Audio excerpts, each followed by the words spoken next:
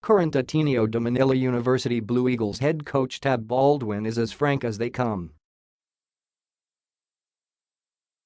This was most apparent in his recent appearance on retired PBA legend Eric Menk's podcast Staying Major podcast. Among the many things the two basketball touched on was the Philippine style of play. Baldwin, who famously coached New Zealand to a semifinals appearance in the FIBA World Cup in 2002, vehemently expressed his aversions towards the current meta of Pinoy hoops.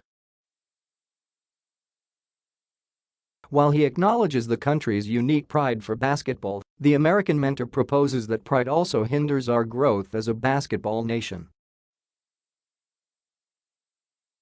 Midway through the podcast, Menk mentioned several UAAP games and being perplexed at the amount of turnovers. This set off Baldwin. Having watched UAAP games, it's more like a track meet than a basketball game sometimes.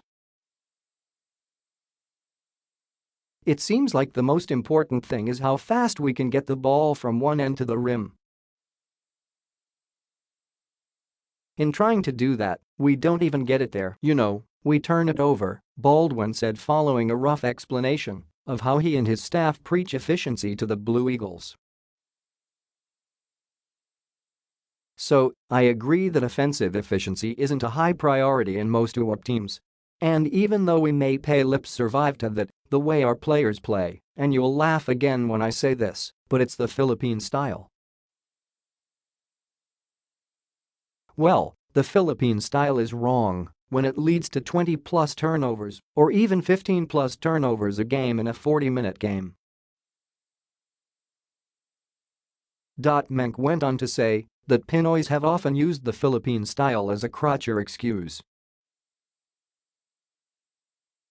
To this, the former heel as head coach points at the Philippines' insular view on basketball.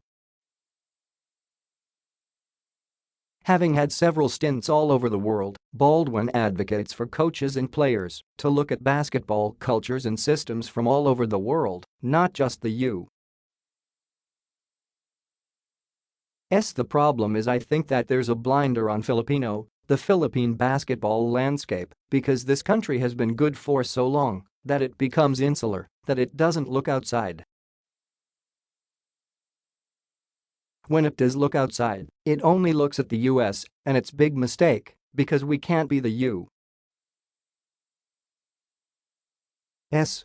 It's simply impossible, Baldwin said. Our cultural development here as a basketball nation has revolved around really the street ball, which has dominated so much of the play in this country.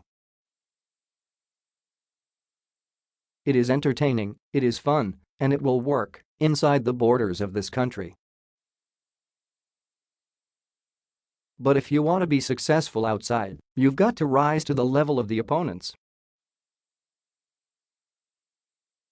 Baldwin expounds on his point, looking at how the game is coached and how it has affected the development of local players, particularly TNT Katropa Terence Romeo.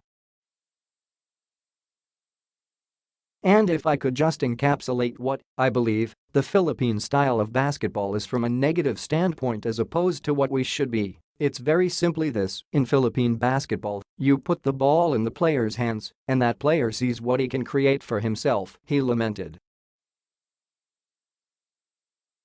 When that runs into a wall, then he gives it to somebody else who does the same thing. Great basketball is played by players who, whatever they do on the floor, they do it to see what they can create for their teammates. And it's a shame because, and I think Terence Romeo is one. I love Terence, I think he's a tremendous player. But you take the ball out of his hands, and he has a hard time being effective on the floor. Put the ball in his hands, he can do amazing things either from his hands to the rim or from his hands to the shooter.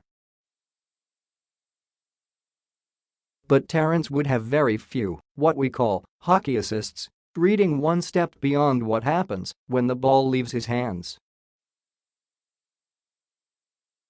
This is where, I think, great basketball and great basketball players live.